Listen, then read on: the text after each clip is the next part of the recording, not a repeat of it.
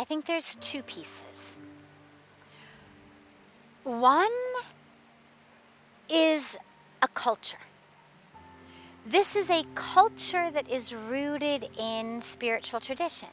And so in the West, most of us were born and raised to believe that our highest goal in life is to succeed.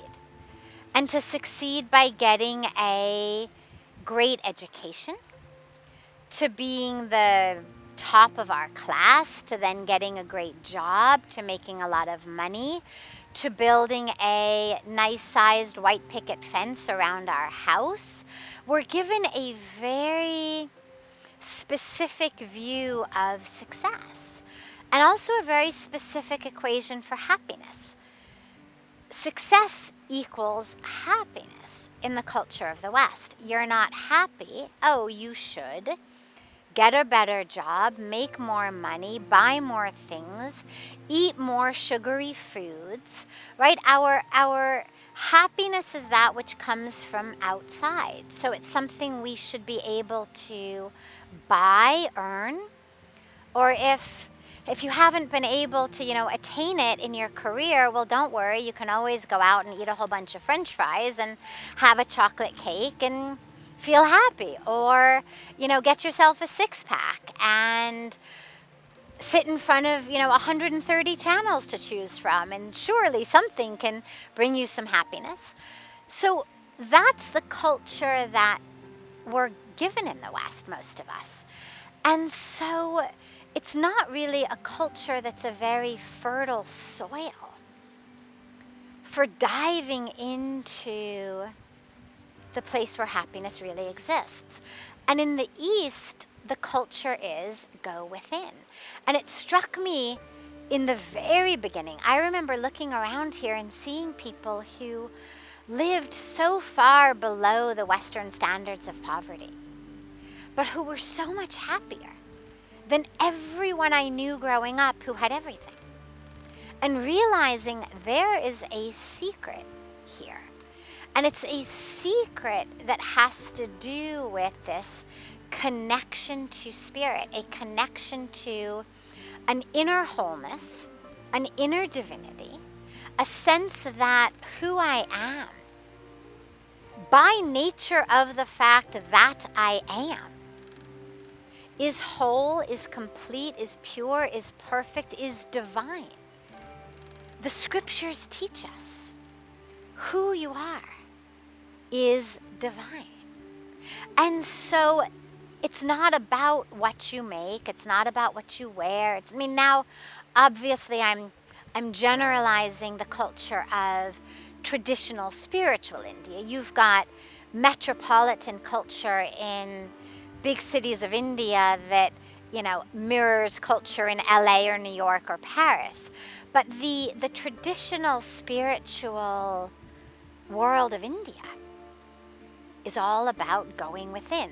So that's one piece of it that I think is really important. When you are in college and you're studying for exams, well, if you've got your book and you've got your eyes and you've got your brain, you could study in your dorm room. But what we all who have gone to college know is that trying to study in your dorm room while your roommate blasts the music and people are running up and down the hallway, naked and drunk and yelling and, lots of music. And it's not a very conducive environment to study. And that if you really want to study, you're much better off picking up that book and going into the library where it's quiet and people are studying. The brain is the same, the book is the same, the eyes are the same. But there's something about being in a place where everyone is committed to studying, rather than where everyone is running around, drunk and naked and screaming and yelling and playing music. That makes you much more able to take in the information and to study. And so there's something about just landing in India that makes us, I think, go within. It's a culture around us where that's what people are talking about. That's what people are emphasizing.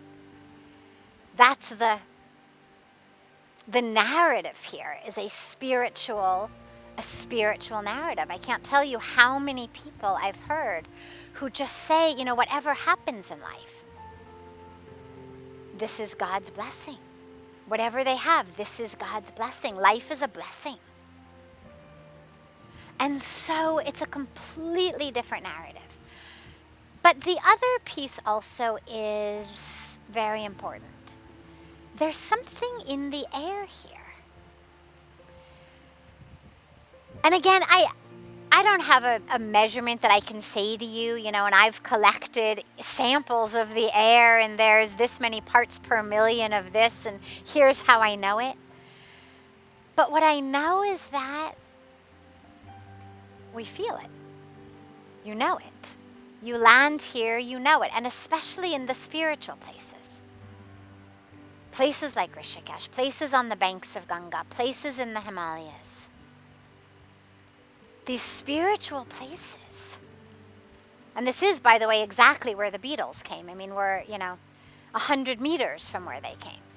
This is where there's an energy. This is a place where for thousands and thousands of years, saints and rishis have been coming. There's something energetic that's here. I remember saying to Pujya Swamiji when we were in Los Angeles, it was the summer of 1997, and we were on a peace pilgrimage across America. And we were standing in LA, and I said to him, I know you say God lives everywhere. And I feel that.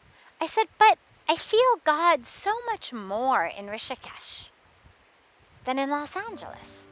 I said, why is that? And he looked at me and he said, God is everywhere. Yes, God is here in Los Angeles just as much as in Rishikesh. And then he paused and he said, but Ganga is Ganga. And I love that answer because it's the yes and yes. Yes, God is everywhere. Yes, you can be awakened and enlightened anywhere in the world. You can access God anywhere in the world. And Ganga is Ganga. And there's a reason that this is where the sages and the saints and the rishis have come and have meditated.